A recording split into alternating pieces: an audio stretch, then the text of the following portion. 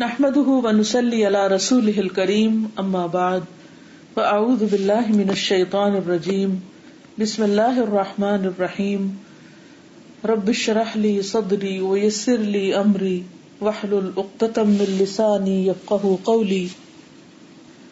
العظيم ومن اسمائه الحسنى عز وجل العظيم. قال الله تعالى كذلك يوحي إليك وإلى الذين من قبلك الله العزيز الحكيم له ما في السماوات وما في الأرض وهو العلي العظيم. وقال الله تعالى فسبح باسم ربك العظيم. ومن اسمائه الحسنى، اور اللہ تعالیٰ کے اچھے اچھے ناموں میں سے ہے عز وجل، جو عزت و جلال والا ہے، العظیم، العظیم نام. قال اللہ تعالی، اللہ تعالیٰ کا فرمان ہے، کذالک، اسی طرح، یوحی الیک، وہی کرتا ہے تیری طرف، وإلی الذین من قبلک، اور ان لوگوں کی طرف جو آپ سے پہلے ہیں، اللہ، اللہ تعالی، العزیز الحکیم، جو عزت والا، حکمت والا ہے. لہ ما فی السماوات وما فی الارض، اسی کے لیے ہے جو کچھ آسمانوں اور زمین میں ہے. وہو العلی العظیم، اور وہ بہت بلند عظمت والا ہے، بڑائی والا ہے. كذلك يوحي إليك وإلى الذين من قبلك الله العزيز الحكيم له ما في السماوات وما في الأرض وهو العلي العظيم. وقال اللہ تعالی، اور اللہ تعالیٰ کا فرمان ہے، فسبح باسم ربک العظیم، پس تسبیح کیجئے اپنے رب عظیم کے نام کے ساتھ. فسبح باسم ربک العظیم. تو ان دونوں آیات سے پتہ چلتا ہے کہ اللہ سبحانہ وتعالیٰ کا ایک نام العظیم بھی ہے، یعنی بہت عظمت والا، بہت بڑا. اللہ تبارک و تعالی هو العظیم فی ذاتہ، اللہ تبارک و تعالی عظیم ہے اپنی ذات میں. العظیم فی اسمائہ، وہ عظیم ہے اپنے ناموں میں. العظیم فی صفاتہ، عظیم ہے اپنی صفات میں. العظیم فی افعالہ، عظیم ہے اپنے افعال میں، کاموں میں. العظیم فی ملکہ و سلطانہ، عظیم ہے اپنے ملک اور سلطان یعنی اپنی حکومت میں، اپنی بادشاہت میں. العظیم فی خلقہ و امرہ، بہت عظیم ہے اپنی تخلیق میں اور اپنے حکم میں، یعنی جس مخلوق کو پیدا کیا اس کو جیسا چاہا حکم دیا. العظیم فی دینہ و شرعہ، وہ عظیم ہے، عظمت والا ہے اپنے دین اور شریعت میں. ذو العظمۃ والجلال والکبریاء، عظمت والا، شان والا، کبریائی والا.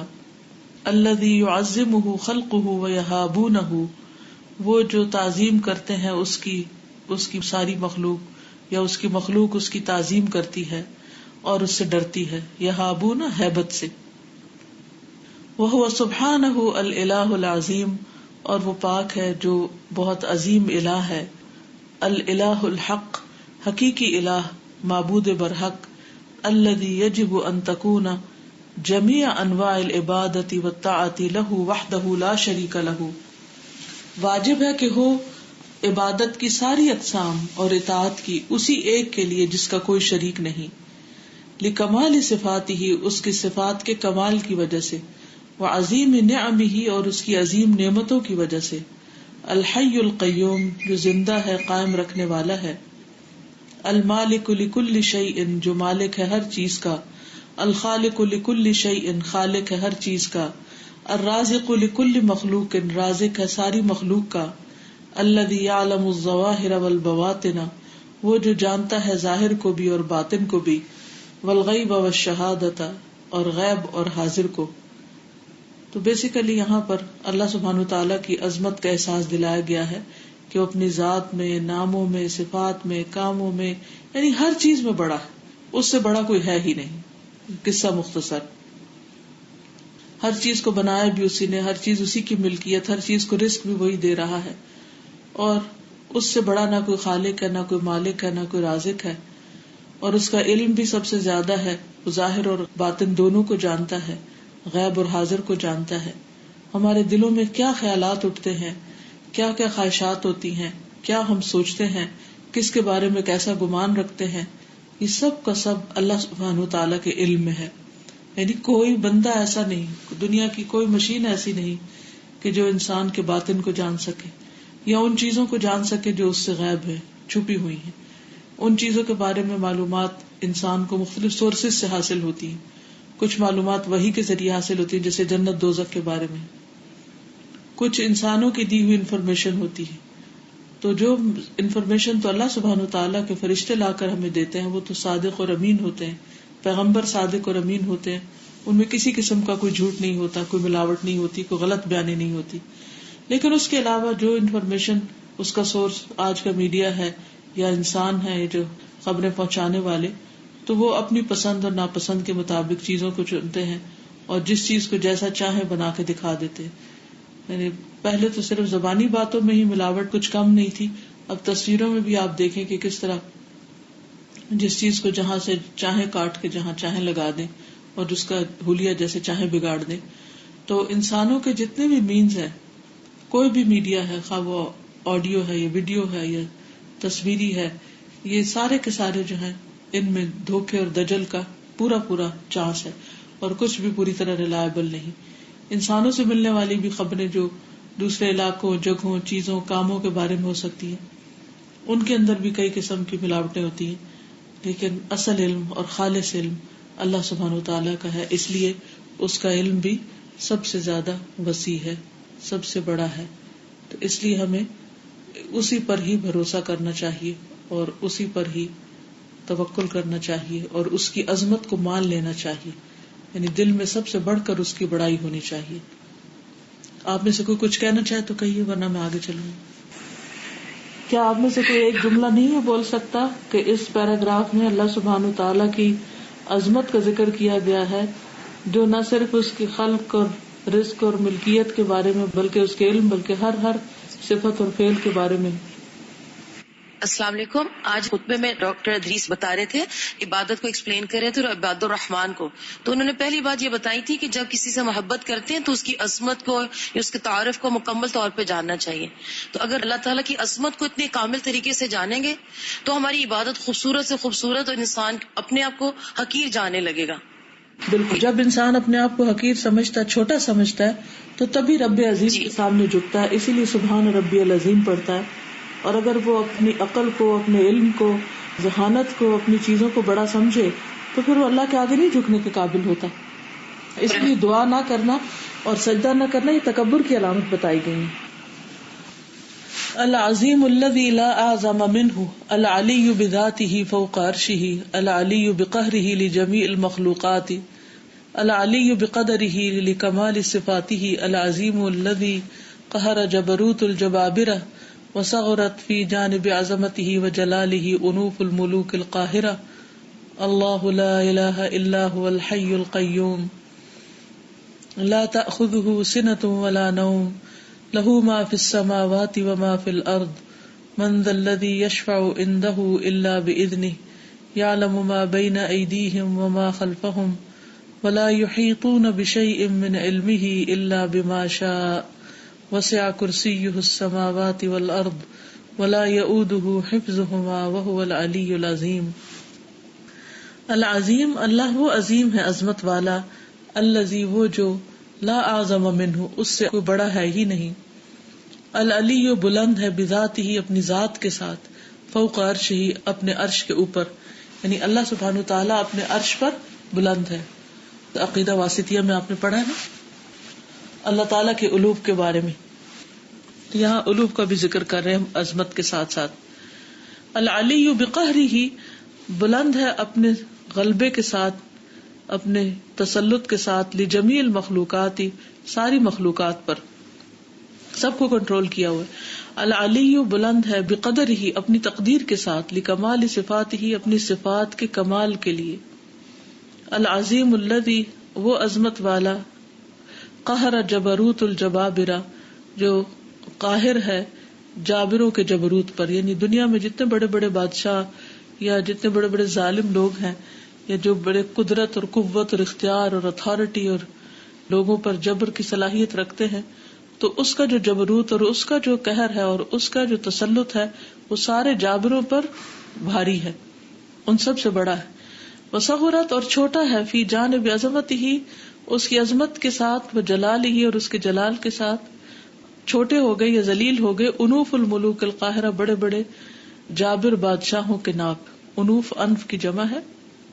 وصغرت اور چھوٹے ہو گئے، فی جانب عظمتہ اس کی عظمت کی جانب میں، یعنی اس کے ساتھ، اس کے مقابلے میں کہہ لیں.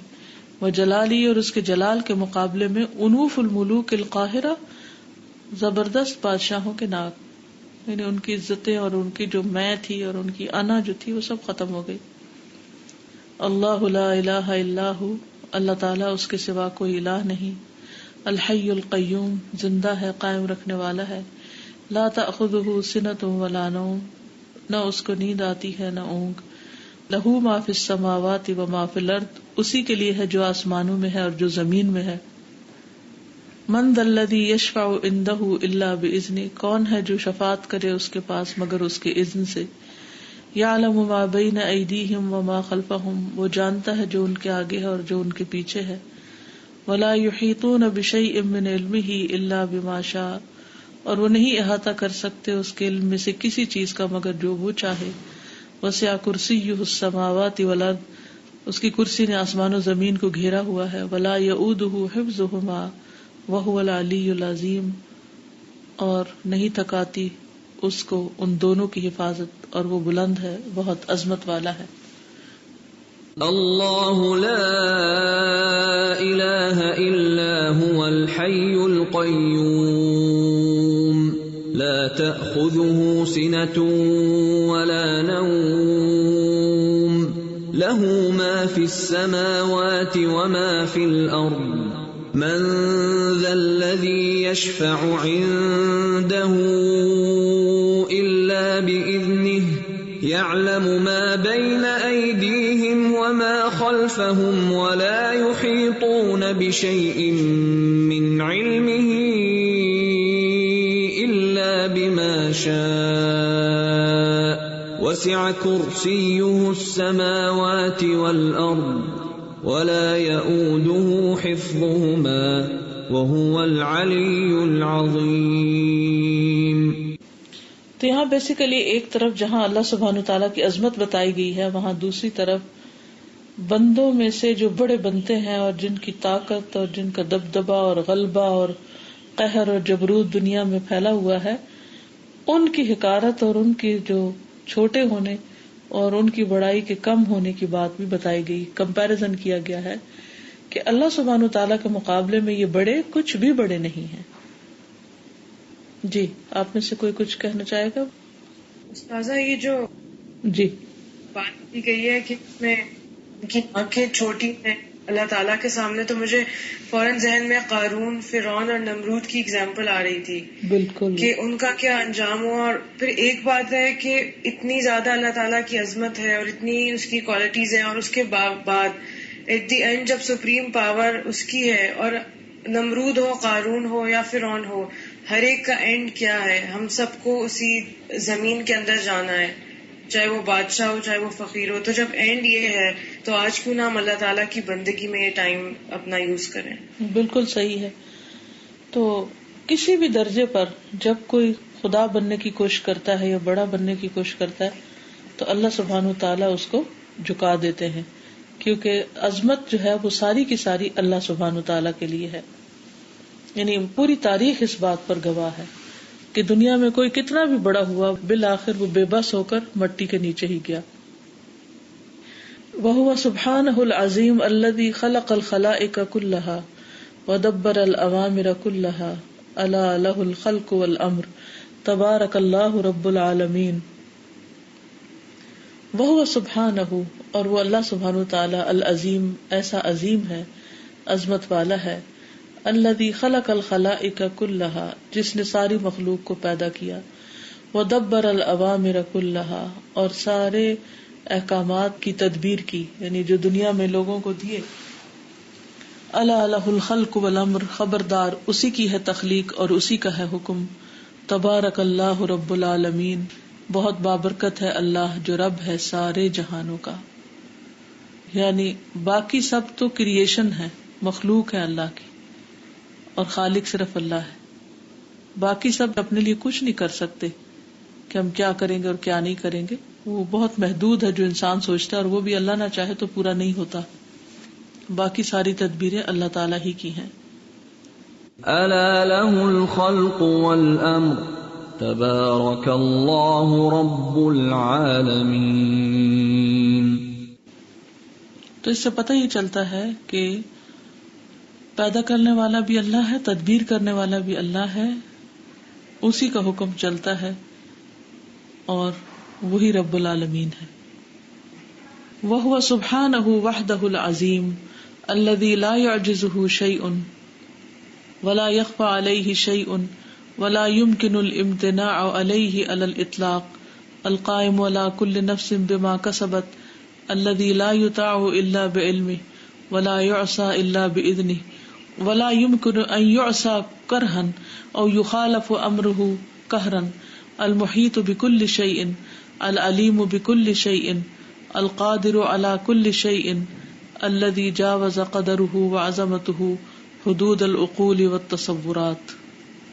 فما أسفه من عصاه وما أجهل من لا يخشاه وما أضل فما أسفه من عصاه وما أجهل من لا يخشاه وما أضل من أشرك معه غيره وما قدر الله حق قدره والأرض جميعا قبضته يوم القيامة والسماوات مطويات بيمينه سبحانه وتعالى عما يشركون.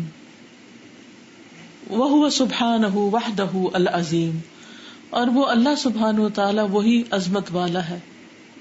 الذي لا يعجزه شيء، وہ کہ نہیں عاجز کر سکتی اس کو کوئی بھی چیز. ولا يخفى عليه شيء، اور نہیں چھپ سکتی اس سے کوئی بھی چیز. نہ کوئی چیز اسے نیچا دکھا سکتی، ہرا سکتی ہے، کمزور کر سکتی، اور نہ اس سے خود چھپ سکتی. ولا يمكن الامتناع علیہ، اور نہیں ممکن روکنا اس سے، علی الاطلاق، ایبسولوٹلی، یعنی کوئی اس سے کچھ بھی روک نہیں سکتا، اس کو کسی چیز سے منع نہیں کر سکتا. القائم علی کل نفس بما کسبت، وہ قائم ہے، دیکھتا ہے ہر نفس کو جو اس نے کمائی کی، یعنی ہر شخص کے اعمال سے خوب واقف ہے. الذی لا یطاع الا بعلمہ، وہ جو لا یطاع نہیں اطاعت کی جاتی الا بعلمہ مگر اس کے علم کے ساتھ. یعنی جب کوئی اطاعت کرتا ہے تو اللہ کو اس کا علم ہوتا ہے، جو بھی کوئی اطاعت کرتا ہے اللہ کو اس کا پتہ ہوتا ہے. ولا یعصى الا باذنہ، اور نہیں نافرمانی کی جاتی مگر اس کے اذن کے ساتھ. یعنی اللہ تعالیٰ کا اذن ہوتا ہے تو کوئی بندہ نافرمانی بھی کر سکتا ہے، اگر وہ اذن نہ دے تو بندہ اللہ کی نافرمانی بھی نہیں کر سکتا. یہ بھی اللہ کی ڈھیل ہے کہ بندے نافرمانی کر لیتے ہیں. ولا يمكن ان يعصى كرها، اور نہیں ممکن کہ نافرمانی کی جائے مجبوری کے ساتھ، یعنی وہ کسی کو مجبور نہیں کرتا نافرمانی کرنے پر. او يخالف امره قهرا، یا مخالفت کی جائے اس کے حکم کی زبردستی.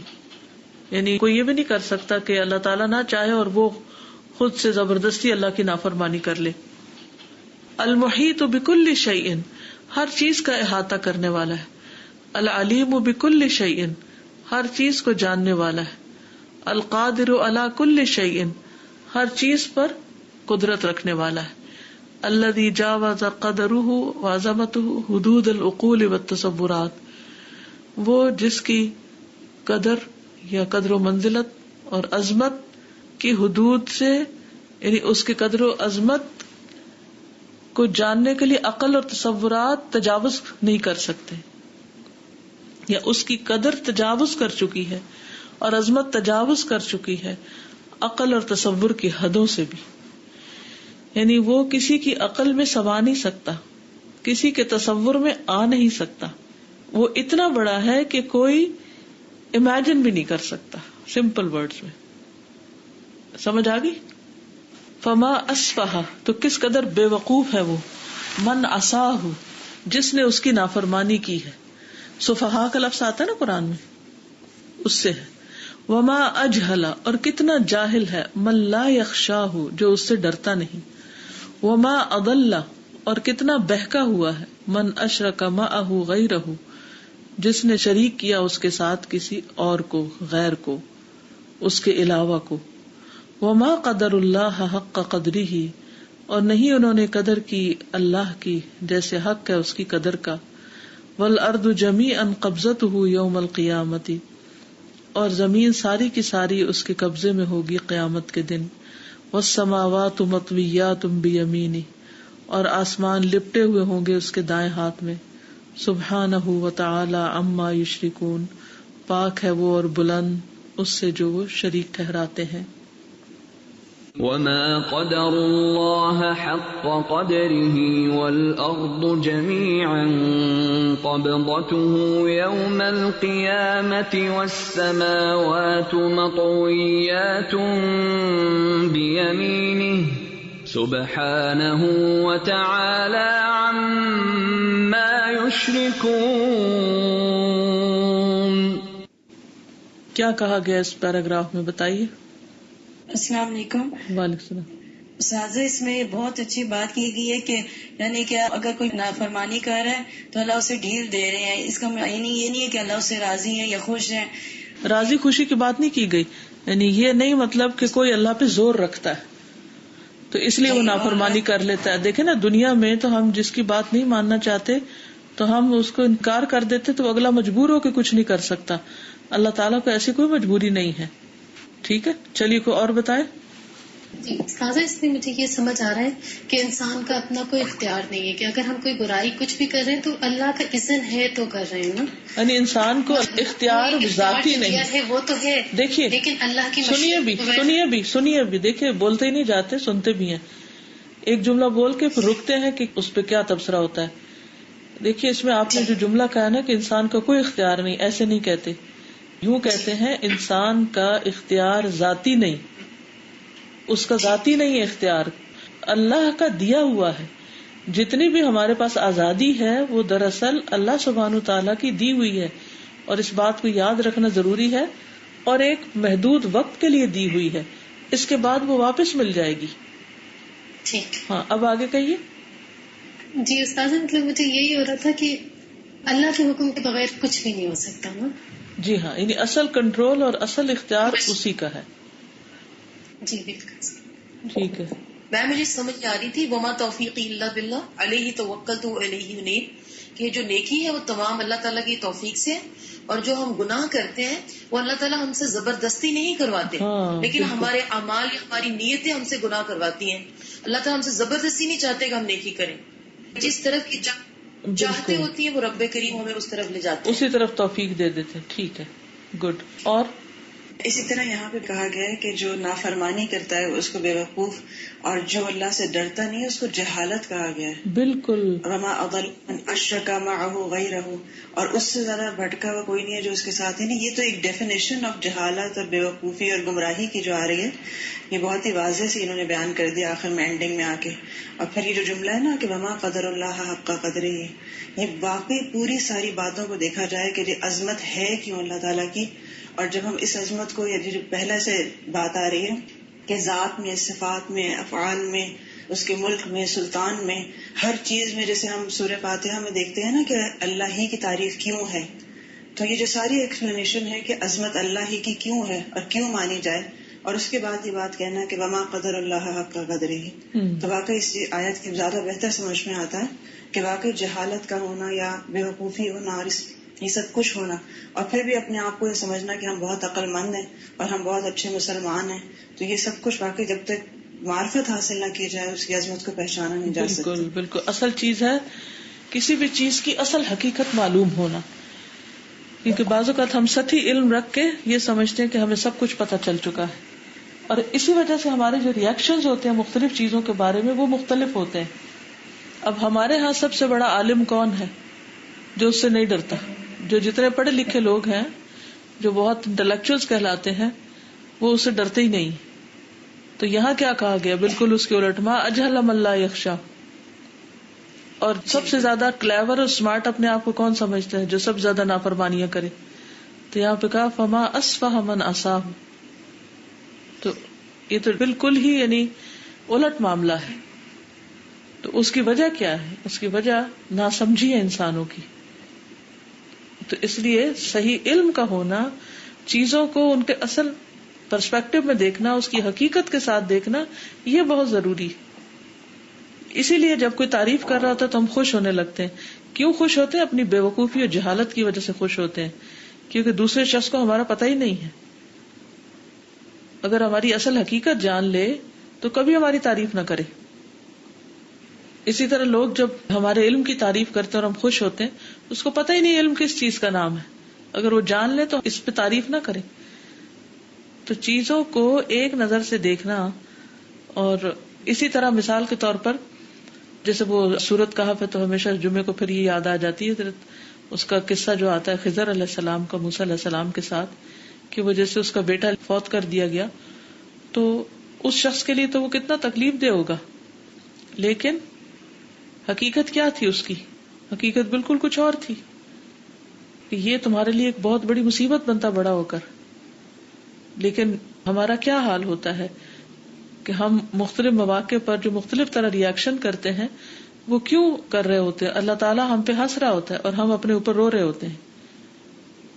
جیسے وہ العقیدہ واسطیہ میں بھی حدیث آتی ہے نا کہ ایک بندے کی تکلیف دور ہونے والی ہوتی ہے اور وہ مایوس ہو جاتا ہے تو اللہ تعالیٰ اس پہ ہنستے ہیں. کس وجہ سے؟ جہالت کی وجہ سے. یہ جہالتیں ہیں ہماری، اور پھر ہم اپنے آپ کو بڑی چیز سمجھتے ہیں. تو لیکن اپنی جہالت پہ ہمیں رونا کب آیا؟ کب ہم نے اپنے آپ کو جاہل سمجھا؟ ہم اپنے آپ کو بڑا عالم سمجھتے ہیں، یہیں سے ساری خرابیاں شروع ہو جاتی. یہیں سے پھر علم کے لیے جد و جہد نہیں ہوتی، یہیں سے پھر حقیقت کو پانے کی کوشش نہیں ہوتی، یہیں سے پھر تڑپ کے دعا نہیں ہوتی. اگر علم چاہتے بھی ہیں تو کس لیے چاہتے ہیں؟ تاکہ بڑا نام پیدا کر لیں.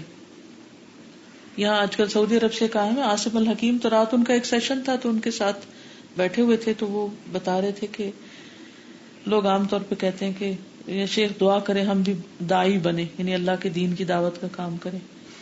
تو اس میں کہتا ہوں کہ اس میں کسی سے دعا کرانے کا مقصد کیا ہے؟ انسان چھوٹا سا بھی کام شروع کر دے تو داعی بن جاتا ہے. تو اصل مقصود کیا ہوتا ہے؟ شہرت ہوتی ہے کہ چند آئیکونز ہیں جن کو ہم نے سٹینڈرڈ بنایا ہوا ہے کہ ہم بھی فلاں جیسا بن جائیں تو ہم داعی ہیں، داعی اللہ. جب ہزاروں لاکھوں کا مجمع اکٹھا کر لے تو تب ہم دین کی خادم ہیں. ہو سکتا ہے کہ ایک شخص کہیں بڑا دین کا خادم ہو اور اس کا نام کسی کو نہ بتاؤ. تو یہ ہماری جہالت ہوتی ہے نا کہ ہم صرف ظاہری چیزوں سے متاثر ہوتے رہتے ہیں. یعلمون ظاہرا من الحیات الدنیا وہم عن الآخرۃ ہم غافلون.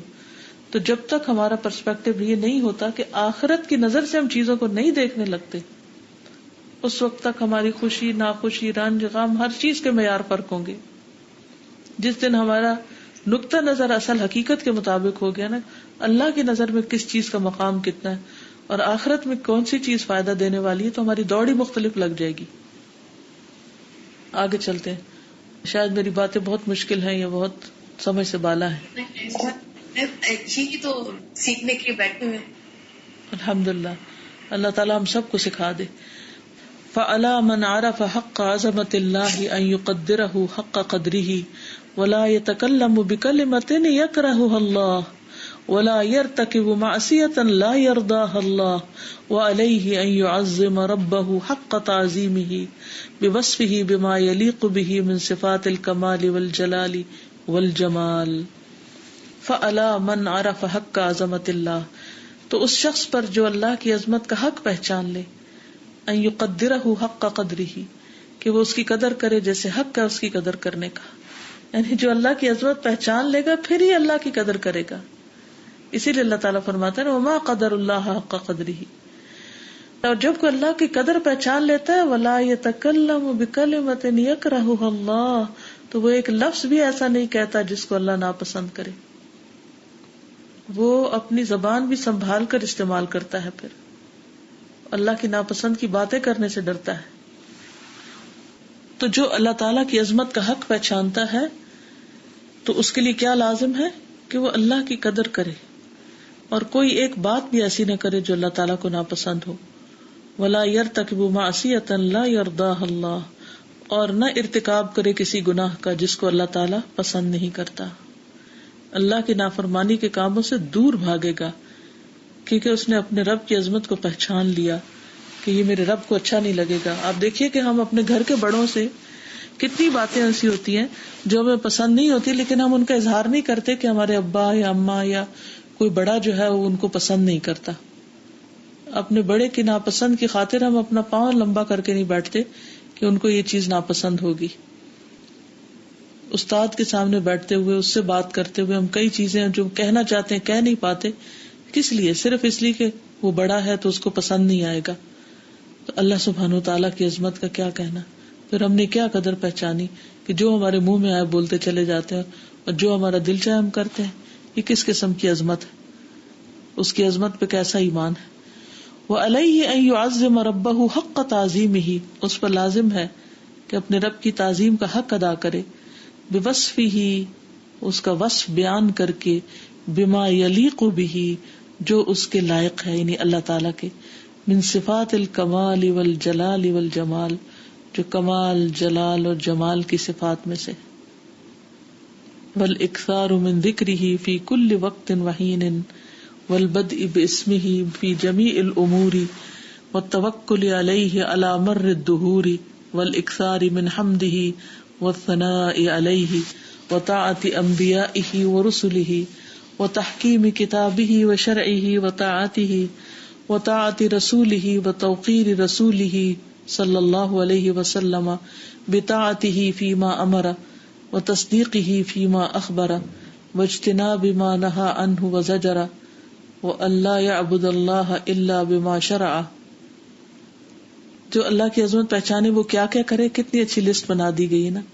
وَالْإِكْثَارِ مِنْ ذِكْرِهِ فِي كُلِّ وَقْتٍ وَحِينٍ, ہر وقت اور ہر آن اللہ کے ذکر کی کثرت کرے.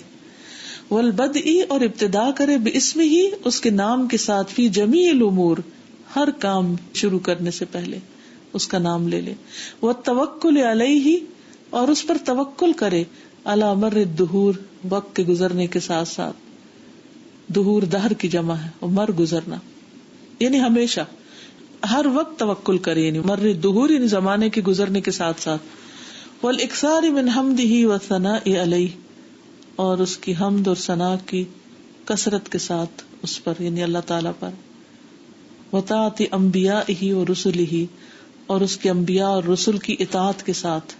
وتحکیم کتابہ وشرعہ وطاعتہ, وتحکیمی, اور حکم قائم کرنا, کتابہ کیونکہ فی کے ساتھ آ رہا ہے نا پیچھے, اس کی کتاب اور اس کی شریعت اور اس کی اطاعت کا حکم قائم کرے, یعنی اپنی زندگی میں سب سے پہلے. وطاعت رسولہ, اور اس کے رسول کی اطاعت کے ساتھ. وتوقیر رسولہ, اور اس کے رسول کی عزت کے ساتھ. بطاعتہ فیما امر, اطاعت میں اس معاملے میں جو اس نے حکم دیا, یعنی نبی صلی اللہ علیہ وسلم نے جن چیزوں کا حکم دیا ہے ان کی اطاعت کے ذریعے, یعنی ان کی عزت کرے ان کی اطاعت کے ذریعے, یہ مطلب ہے جس چیز میں وہ حکم دے. کیونکہ کسی کی بھی عزت صرف زبان سے نہیں ہوتی کہ میں آپ کی بڑی عزت کرتا ہوں, اس کی عزت دراصل اس کی بات مان کر کی جاتی ہے.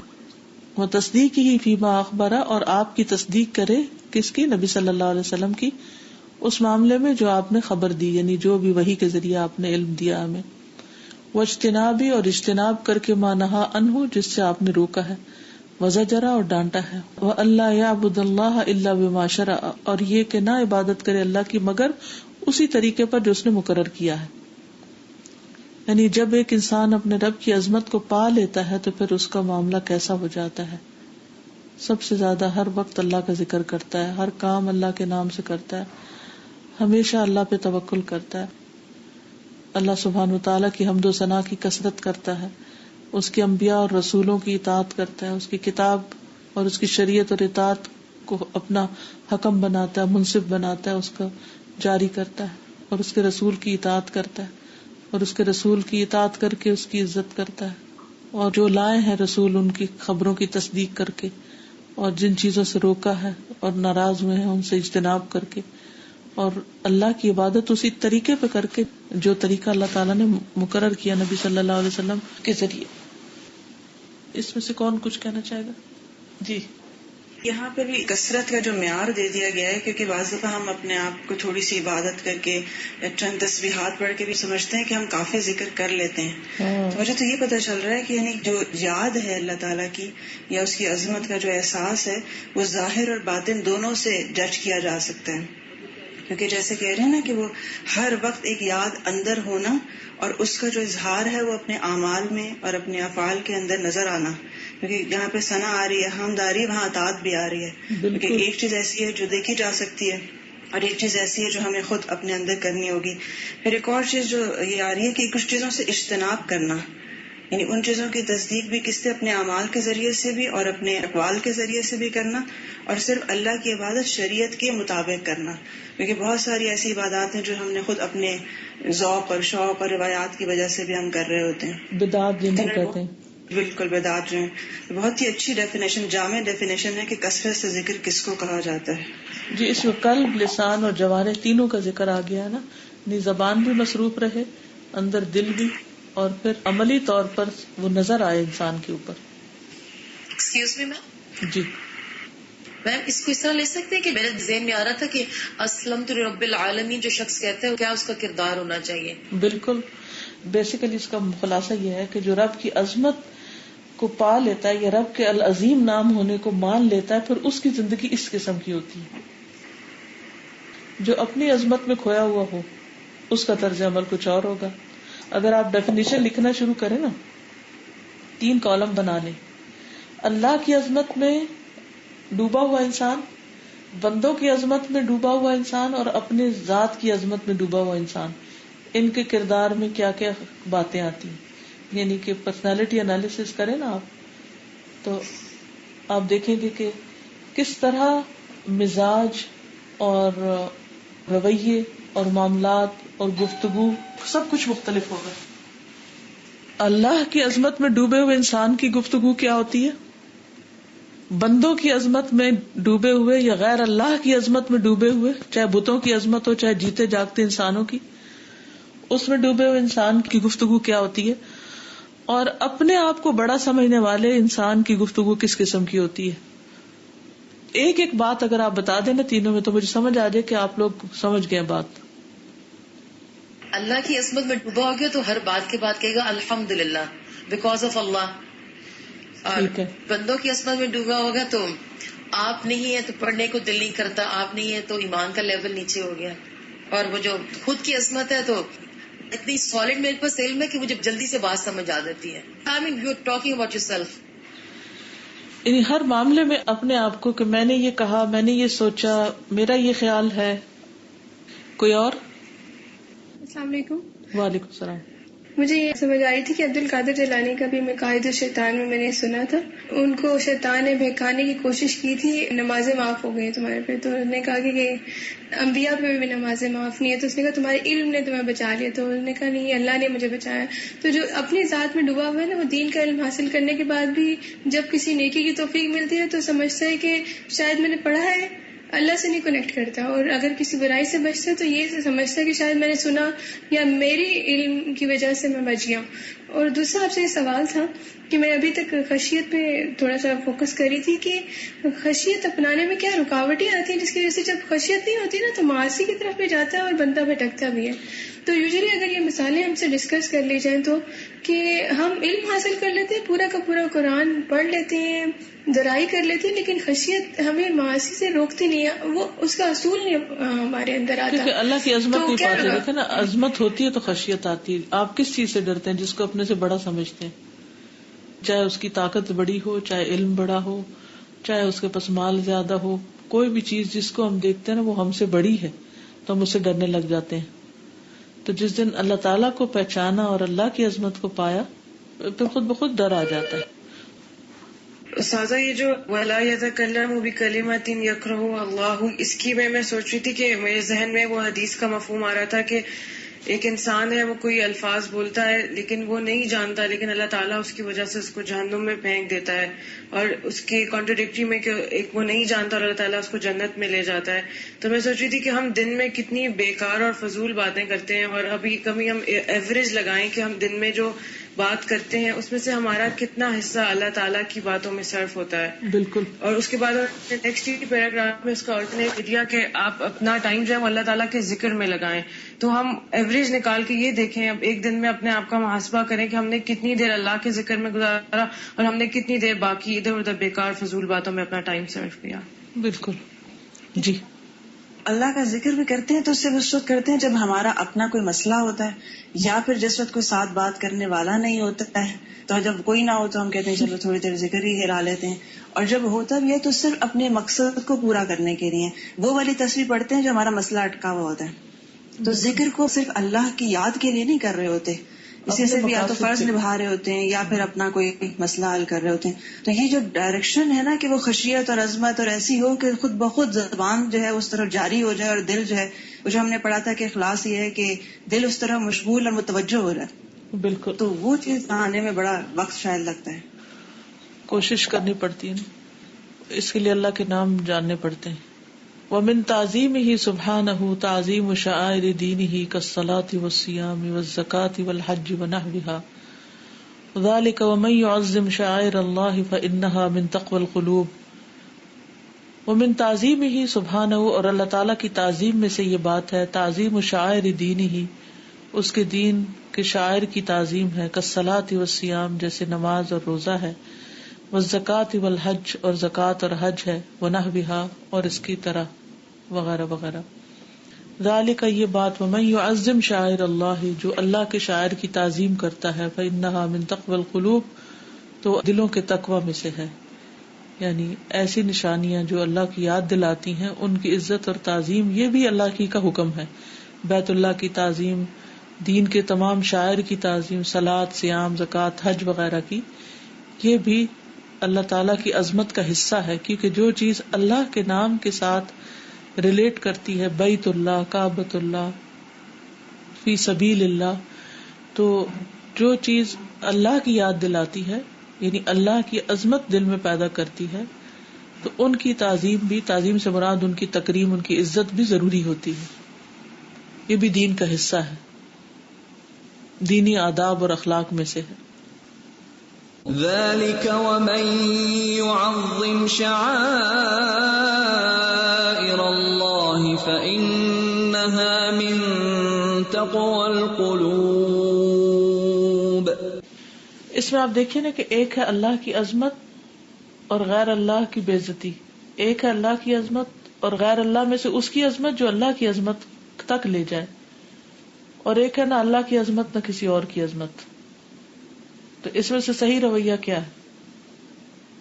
میں مقصود یہ ہے کہ اللہ تعالیٰ کی ہر طرح سے تعارف، تاکہ اس کی تعظیم دلوں میں آئے، اور جو چیز اللہ تعالیٰ کی شاعر میں سے اللہ کی یاد دلائے ان کی بھی اتنی عظمت، اور قول و فعل دونوں میں سے. جی، یعنی اللہ سبحانہ وتعالیٰ کی تعظیم میں سے ہے شاعر اللہ کی تعظیم. ومن تعظیمہ سبحانہ اجتناب نواہیہ ومحارمہ التی حرمہا فی کتابہ او حرمہا رسولہ. ذالک ومن یعظم حرمات اللہ فہو خیر لہ عند ربہ. ومن تعظیمہ سبحانہ، اور اللہ تعالیٰ کی تعظیم میں سے ہے اجتناب نواہیہ ومحارمہ، بچنا اس کی نواہی یعنی منع کی ہوئی چیزوں میں سے، وہ محارم ہی اور اس کے حرام کردہ چیزوں میں سے. التی حرمہا فی کتابہ، جس کو اللہ نے اپنی کتاب میں حرام قرار دیا ہے. او حرمہا رسولہ صلی اللہ علیہ وسلم، یا اس کو اس کے رسول صلی اللہ علیہ وسلم نے حرام قرار دیا ہے. ذالک، یہ بات تو ایسے ہے، ومن یعظم حرمات اللہ، اور جو اللہ کی حرمتوں کی تعظیم کرتا ہے، فہو خیر لہ، تو وہ بہتر ہے اس کے لیے، عند ربہ، اس کے رب کے پاس. ذلك ومن يعظم حرمات الله فهو خير له عند ربه. ومن اعظم ما حرمه الله الشرك بانواعه والفواحش والاثم والبغي بغير الحق والقول على الله بلا علم، كما قال سبحانه قل انما حرم ربي الفواحش ما ظهر منها وما بطن والاثم والبغي بغير الحق وان تشركوا بالله ما لم ينزل به سلطانا وان تقولوا على الله ما لا تعلمون.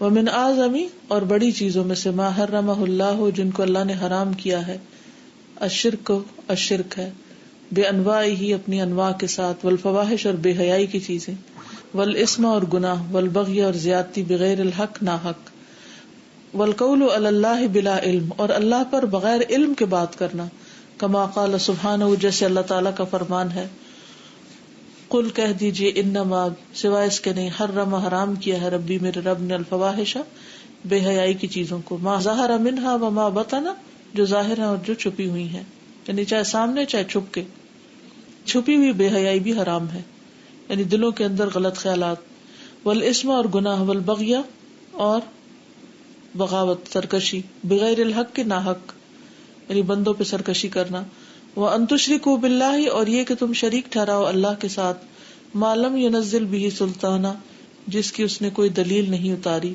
وَأَن تَقُولُوا عَلَى اللَّهِ مَا لَا تَعْلَمُونَ اور یہ کہ تم اللہ پر وہ بات کہو جو تم جانتے نہیں ہو۔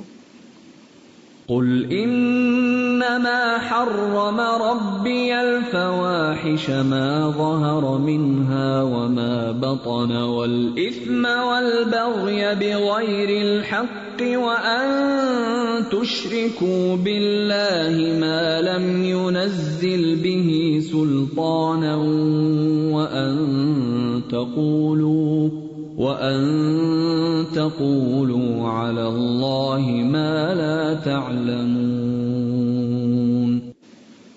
ایکسکیوز می پلیز، ہاں جی، وہ اوپر ایک ورڈ کا مجھے مطلب نہیں سمجھ آیا، وہ جہاں نا ذالک ومن یعظم شعائر اللہ، سورہ الحج 32 آیت، ومن نحوها، وہ نحوها اس جیسا، اسی کی طرح کی اور چیزیں، ایٹسٹرا ایٹسٹرا۔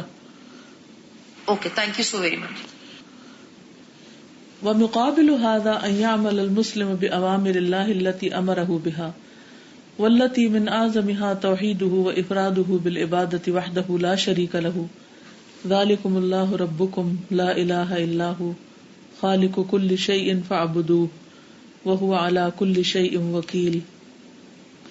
ومقابل هذا اور اس کے مقابلے میں، ان يعمل المسلم کہ عمل کرے مسلم بأوامر الله اللہ کے احکامات کے ساتھ یا اللہ تعالیٰ کے احکامات پر، التی وہ جو امرہ اس نے حکم دیا ہے اس کا، بہا ان کو، امرہ اس کو یعنی مسلم کو حکم دیا ہے، بہا ان کا، کن کا؟ اوامر کا، واللتی من اعظمہا اور ان میں سب سے بڑا حکم کیا ہے؟ توحیدہ اس کی توحید ہے، وافرادہ بالعبادۃ وحدہ اور اکیلے اسی کی عبادت کرنا، لا شریک لہ اس کا کوئی شریک نہیں، ذالکم اللہ ربکم یہ ہے اللہ جو تمہارا رب ہے، لا الہ الا ہو جس کے سوا کوئی الہ نہیں، خالق کل شیء ہر چیز کا خالق، فاعبدوہ پس اسی کی عبادت کرو، وہو علی کل شیء وکیل اور وہ ہر چیز پر کارساز ہے۔ ذالکم اللہ ربکم لا الہ الا هو خالق كل شيء فاعبدوه وهو على كل شيء وكيل۔ وهو سبحانه العظيم وكتابه أعظم الكتب وكلامه أعظم الكلام، فلو كانت جميع أشجار الأرض أقلاما وجميع البحار مدادا لفنيت البحار والأقلام، وكلمات الرب لا تفنى ولا تنفد، ولو أن ما في الأرض من شجرة أقلام والبحر يمده من بعده 7 أبحر ما نفدت كلمات الله إن الله عزيز حكيم۔ وهو سبحانه العظيم اور وہ اللہ سبحانہ وتعالی خود عظیم ہے، وکتابہ اور اس کی کتاب اعظم الکتب سب کتابوں میں سب سے بڑی ہے، وکلامہ اور اس کا کلام اعظم الکلام کلاموں میں سب سے عظیم ہے، فلو كانت جمیع اشجار الارض اقلاما اگر ساری زمین کے درخت کلمے بن جائے، وجمیع البحار مدادا اور سارے سمندر روشنائی بن جائے، لفنیت البحار البتہ فنا ہو جائیں ختم ہو جائیں سمندر، والاقلام اور قلمیں، وکلمات الرب اور رب کے کلمات لا تفنا ولا تنفد نہ فنا ہونے والے ہیں اور نہ ختم ہونے والے، ولو ان ما فی الارض اور اگر جو زمین میں ہے، من شجرۃ کوئی بھی درخت، اقلام قلمیں بن جائے، والبحر اور سمندر، یمدہ مدد دیں اس کو، من بعدہ اس کے بعد، سبعۃ ابحر 7 سمندر، ما نفدت کلمات اللہ نہ کم ہو اللہ کے کلمات، نہ ختم ہو اللہ کے کلمات، ان اللہ عزیز حکیم، بے شک اللہ غالب ہے، حکمت والا ہے۔ وَلَوْ أَنَّ مَا فِي الْأَرْضِ مِن شَجَرَةٍ أَقْلَامٌ وَالْبَحْرُ يَمُدُّهُ مِن بَعْدِهِ 7 أَبْحُرٍ مَا نَفِدَتْ كَلِمَاتُ اللَّهِ إِنَّ اللَّهَ عَزِيزٌ حَكِيمٌ۔ وهو سبحانه العظیم القدیر الذي لا يعجزه شيء، خلق السماء والارض، خلق الناس جميعا وبعثهم جميعا كخلق نفس واحدة وبعثها، كل ذلك عنده سواء، كما قال سبحانه ما خلقكم ولا بعثكم الا كنفس واحدة ان الله سميع بصير۔ وهو سبحانه العظیم القدیر، وہ اللہ سبحانہ تعالی بہت بڑا، بہت قدرت والا ہے، الذی لا یعجزہ شیء، وہ جو نہیں عاجز کرتی اس کو کوئی بھی چیز، خلق السماء والارض وخلق الناس جميعا، آسمان اور زمین کی تخلیق اور انسانوں کی تخلیق، کوئی چیز بھی اس کو عاجز نہیں کرتی، وبعثهم جميعا، اور ان سب کا اٹھایا جانا، کخلق نفس واحدۃ وبعثها، ایک انسان کی طرح اس کا پیدا کرنا ہے اور ان کا اٹھایا جانا ہے، یعنی قیامت کے دن سب کا پیدا کرنا اللہ کے نزدیک ایک کے پیدا کرنے کے برابر ہے، اور انسان جب کوئی کام کرتا ہے تو ہر کام اس کے لیے الگ کام۔ کل ذالک عندہ سواء، یہ سب اس کے نزدیک برابر ہے، کما قال سبحانہ، جیسے اللہ تعالیٰ کا فرمان ہے، ما خلقکم ولا بعثکم الا کنفس واحدہ، نہیں تمہاری تخلیق اور تمہارا اٹھایا جانا مگر ایک نفس کی طرح، ان اللہ سمیع بصیر، بے شک اللہ سننے والا ہے، دیکھنے والا ہے۔ ما خلقكم ولا بعثكم الا كنفس واحدة ان اللہ سمیع بصیر۔ وقال النبی صلی اللہ علیہ وسلم، اور نبی صلی اللہ علیہ وسلم کا فرمان ہے، یقبض اللہ الارض یوم القیامت، اللہ قبض کرے گا زمین کو قیامت کے دن، وَيَطْوِي السَّمَاءَ بِيَمِينِهِ، اور طے کر دے گا، لپیٹ دے گا آسمان کو اپنے دائیں ہاتھ میں، ثم یقول، پھر فرمائے گا، انا الملک، میں ہوں بادشاہ، این ملوک الارض، کہاں ہے دنیا کے بادشاہ، یعنی یہ اللہ کی عظمت کی نشانی۔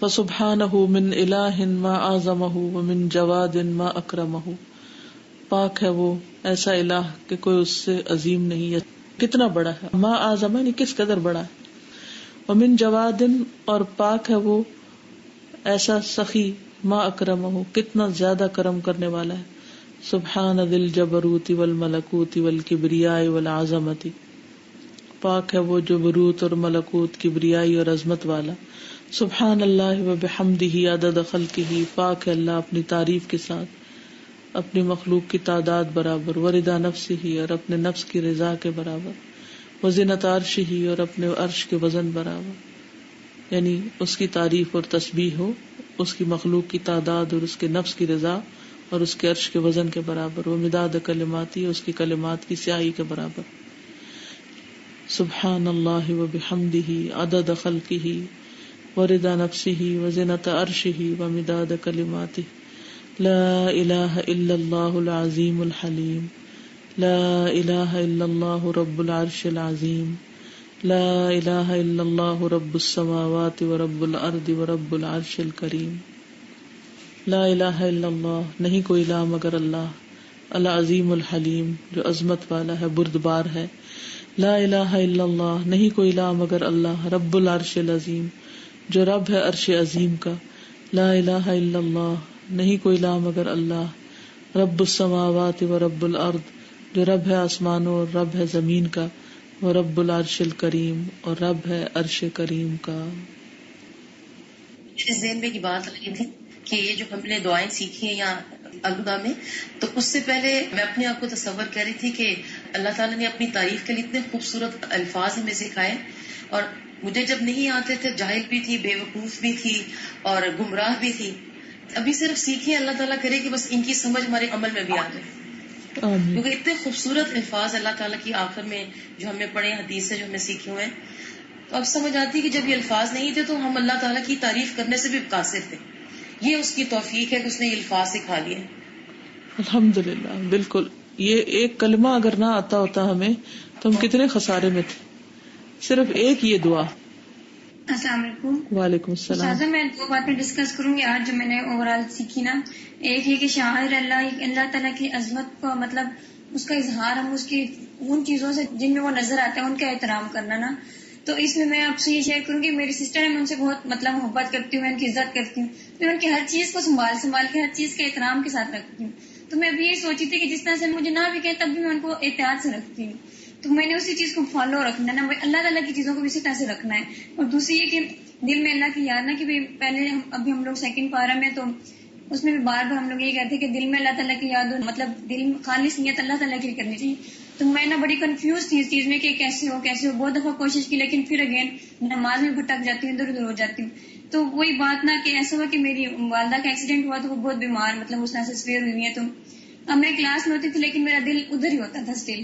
آج نا میرے ذہن میں یہ بات آئی کہ کیا پتہ اللہ تعالیٰ نے اسی لیے اس چیز کو میرے ساتھ کیا کہ مجھے سمجھ آئی کہ دیکھو ابھی تم ادھر بیٹھی ہوئی ادھر ہو لیکن دل تمہارا گھر میں. تو اسی طرح سے اس چیز کو اپنے اوپر حاوی کرو، اللہ تعالیٰ کو یہاں پہ لے کے ہو. اور یہ پاسبل ہے. پہلے میں نے سوچ لیا تھا کہ یہ پاسبل نہیں ہے کیونکہ اب اتنی وہ آگے ہیں، مطلب مشکل لگ رہی تھی بہت زیادہ نا. کیونکہ اللہ تعالیٰ نے مطلب دنیا میں ایک سبب بنا دیا اور اس کو دیکھیں اگر پڑھیں گے کچھ کریں گے تو تبھی عقدے کھلیں گے نا ہم پر کہ ہمیں کیا کرنا چاہیے اور کیا نہیں کرنا چاہیے. چلے ٹھیک ہے. وعلیکم السلام. استاذہ یہاں پہ مجھے ایک چیز سمجھ آ رہی تھی، جیسے عبد الرائٹر از سیئنگ وَهُوَ سُبْحَانَهُ الْعَظِيمُ، کہ اللہ تعالیٰ بہت عظیم ہے، بہت قدیر ہے، پھر انہیں کوئی چیز عاجز نہیں کر سکتی. تو اتنی یعنی اللہ نے زمین و آسمان کو بھی بنایا. تو یعنی ابھی ہم لوگ پچھلے دنوں جب کتاب الزکاۃ پڑھ رہے تھے اس میں کتنا زیادہ یعنی اللہ تعالیٰ چاہتے تو ہمیں سمپلی کہہ دیتے کہ بھی زکوٰۃ دینی ہے یہ ان چیزوں کے اوپر، لیکن نبی اکرم صلی اللہ علیہ وسلم نے اور قرآن کے اندر کتنا اس کو ہمیں یعنی موٹیویٹ کرنے کے لیے کتنی زیادہ روایات ملتی ہیں. یعنی اللہ تعالیٰ عظیم ہے لیکن اتنے رحیم بھی ہے کہ ہماری سائیکی کو انڈرسٹینڈ کرتے ہوئے اتنا زیادہ یعنی مٹیریل دیا ہے کہ ہم موٹیویٹ ہو کے خود ہی دینے کو دل کرتا ہے کہ yes we have to do that. بالکل. اوکے، جزاکم اللہ خیرا. سبحانک اللہم و بحمدک، اشہد ان لا الہ الا انت، استغفرک و اتوب الیک. السلام علیکم و رحمۃ اللہ وبرکاتہ. وعلیکم السلام ورحمۃ اللہ وبرکاتہ.